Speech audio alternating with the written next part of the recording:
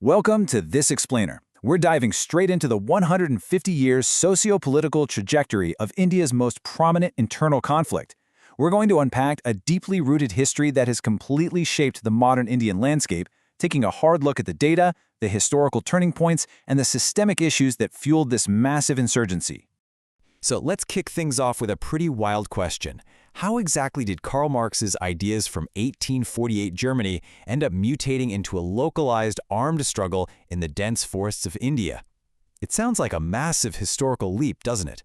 But as you'll see, it was a very methodical, step-by-step evolution driven by exploitation and shifting political tides. To truly understand how we got here, this explainer is going to connect the dots through 5 distinct phases: the global roots of communism, the initial spark in Naxalbari, the rise of the Red Corridor, the era of the parallel shadow government, and finally, the fall of Naxalism. All right, let's start with phase 1, the global roots of communism. Let's wind the clock all the way back to 1848. The Industrial Revolution is booming, but workers are literally pulling 14 to 15-hour shifts with zero protections. Karl Marx looks at this and publishes the Communist Manifesto, basically arguing that the working class needs to seize resources from the wealthy ruling class, violently if necessary. And decades later, this actually happens. In 1917, Lenin overthrows the Russian monarchy. Then in 1949, Mao Zedong pulls off a massive armed revolution in China using an army of poor farmers. These uprisings sent absolute shockwaves around the world, and India was definitely watching. Now, what's super interesting here is how the British desperately tried to stop this Soviet-backed communism from taking root among India's massive peasant population. In 1920, an Indian thinker named M.N. Roy secretly launches the Communist Party of India, or CPI, all the way over in Tashkent in the USSR. By 1925, they officially launch in Kanpur, rallying trade unions and farmers who were just being severely exploited by the British-backed Zamindar system. The British saw what happened in Russia and absolutely panicked. By 1934, they officially banned the CPI. But honestly, the ideology had already taken root underground. Fast forward to post-independence, and the movement basically fractures right down the middle. In 1951, the mainstream CPI decides to join democratic elections. They want to change land laws peacefully from the inside. But then you have the radical faction. Leaders like Charu Majumdar passionately believe that participating in elections was a total betrayal of true communism. He wrote an influential set of 8 documents arguing that true power only comes from the barrel of a gun, and he demanded a full-on, Mao-style violent uprising. Which brings us right into phase 2, the Naxalbari village spark. So how did this ideological divide turn into an actual physical conflict? Well, the term Naxalism comes from a very specific place, Naxalbari, a small village in West Bengal. In 1967, a tribal farmer named Vimal Kisan legally won a court case to get his land back from a local zemindar, or landlord.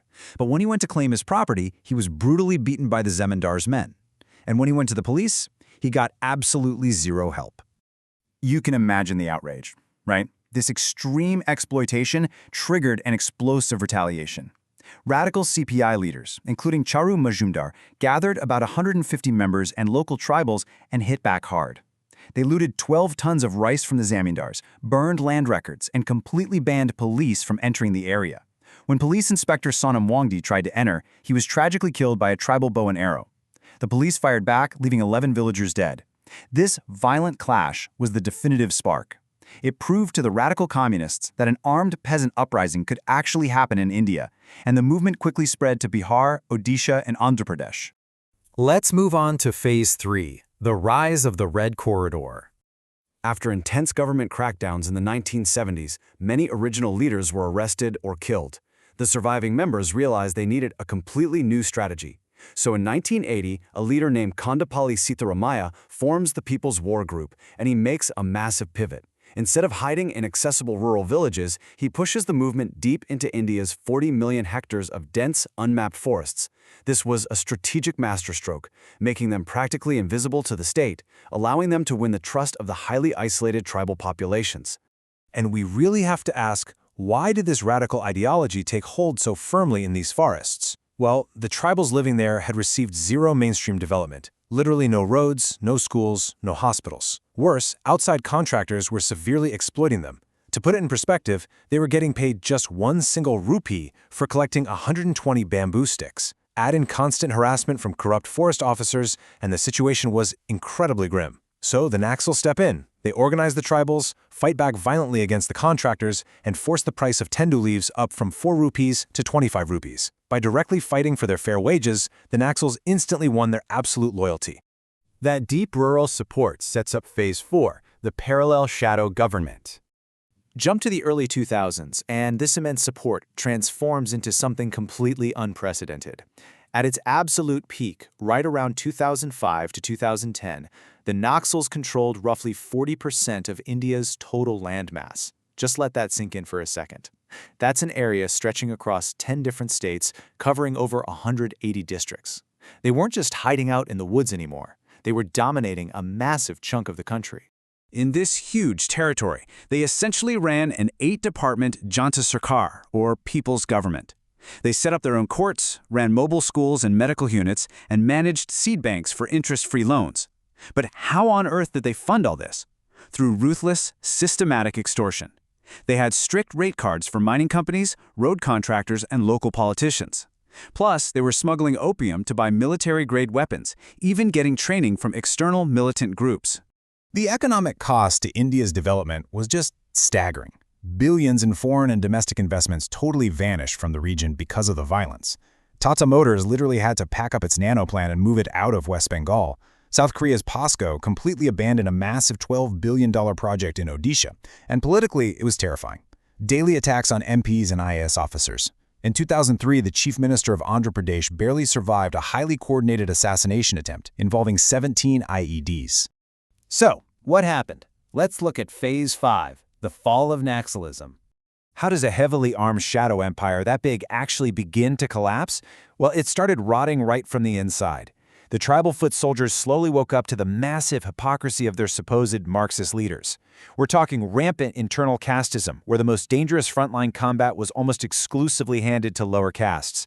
Then you have the financial corruption. You've got leaders like Sandeep Yadav buying luxury flats in Delhi with extorted money.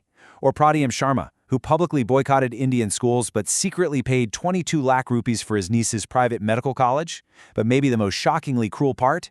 Many foot soldiers were literally forced to get vasectomies to ensure they had no family attachments to distract them from the fight. Sensing their grip on the forests was slipping, the Naxals tried another massive pivot.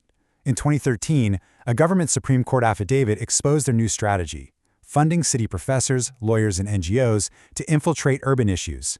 The goal was to build a new base in major cities by exploiting things like unemployment and caste disputes. But this revelation just triggered immense, coordinated government crackdowns on their urban front organizations. So you combine that internal rot with intense, multi-front government operations. The state brought in modern intelligence, helicopters, and most importantly, they finally pushed massive infrastructure and employment projects directly into those tribal areas. Add to that the 2016 demonetization, which completely nuked the Naxals' cash-heavy extortion networks. The results were drastic. The red corridor plummeted from a peak of over 180 districts down to just 18 today. And that brings us right to today. The Indian government has made a firm pledge to completely eliminate Naxalism by the year 2026.